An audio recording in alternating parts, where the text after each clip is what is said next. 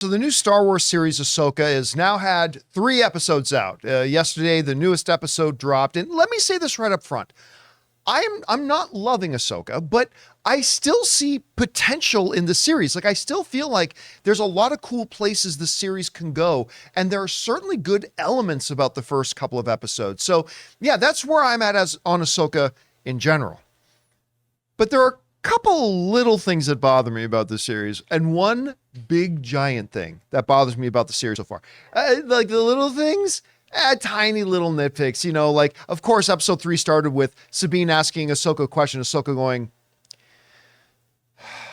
like, arm cross, take a shot, you're hammered real quick.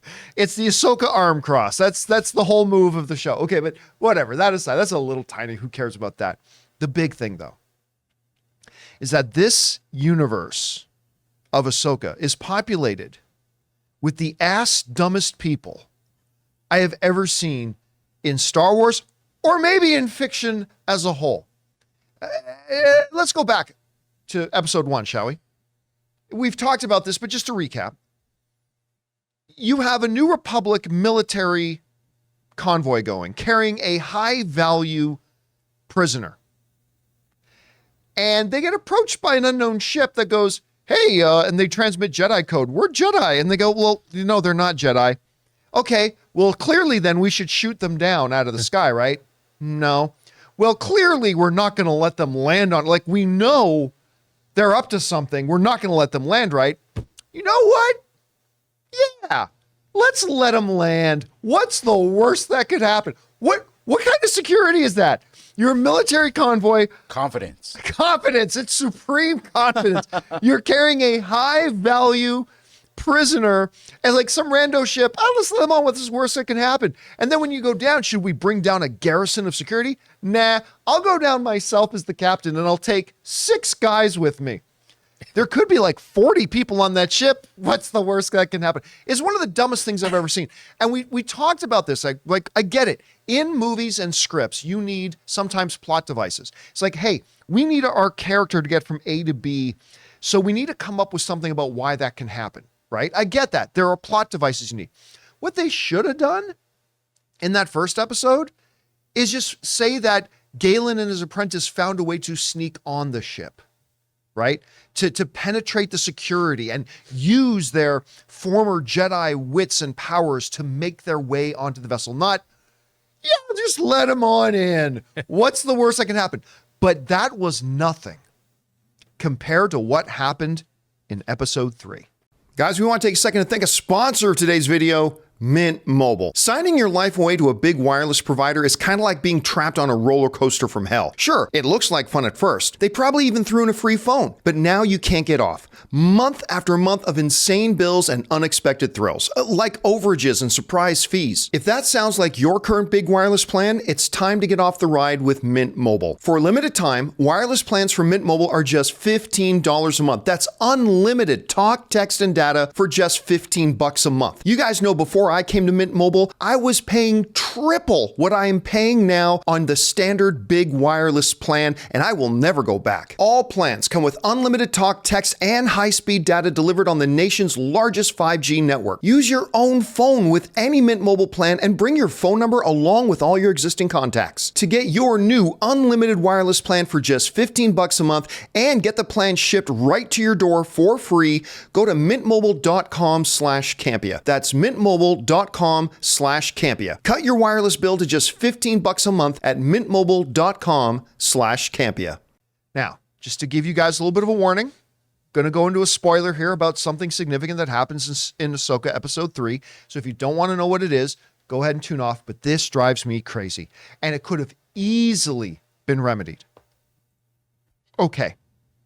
The idea here is that Ahsoka and Sabine go to check out where the stolen hyperdrive went, right? And they want Hera to come and back them up.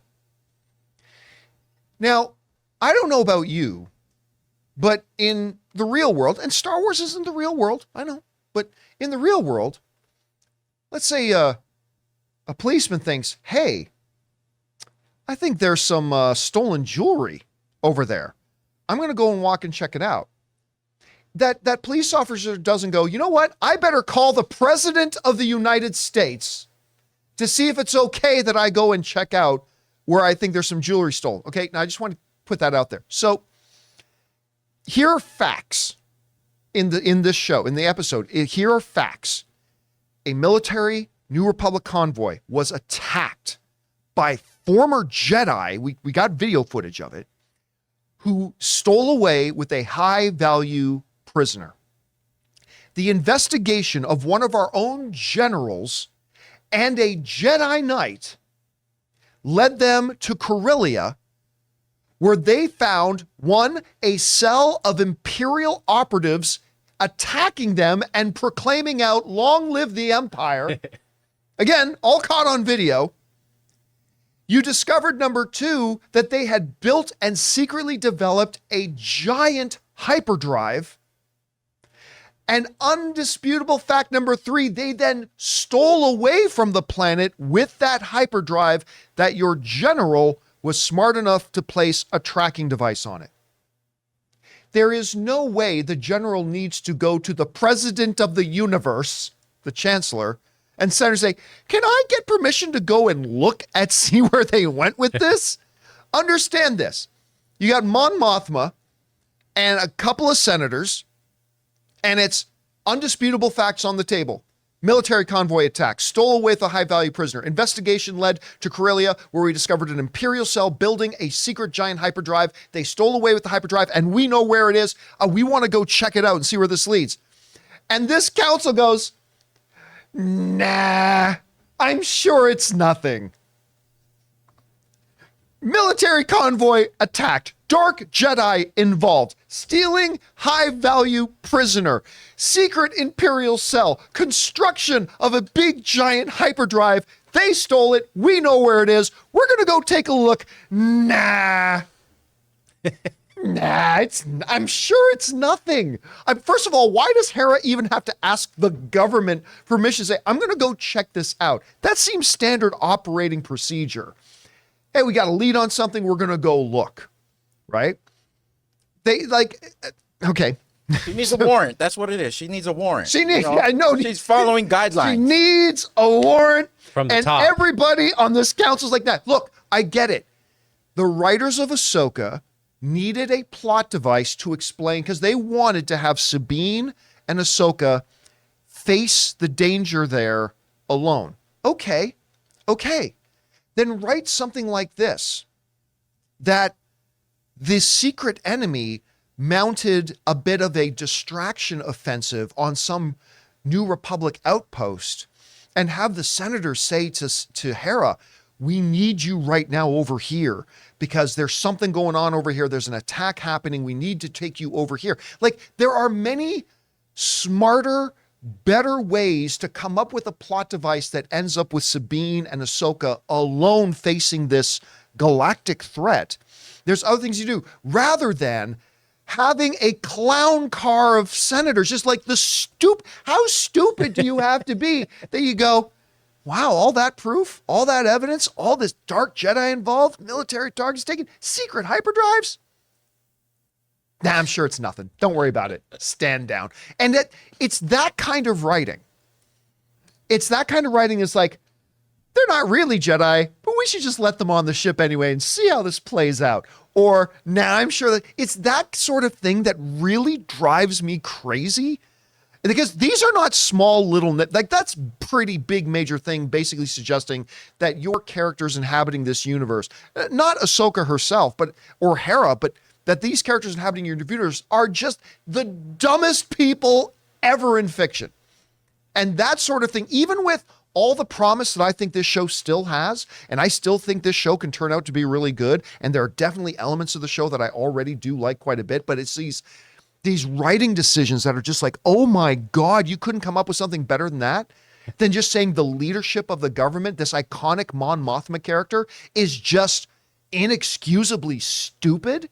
Really? That's the plot device you're going with? Anyway, I just had to get that off my chest today, guys, because this has been burning in me since watching the episode yesterday. That just drove me nuts. Like, really just going to ignore your general and a Jedi? Anyway, that's just me, guys.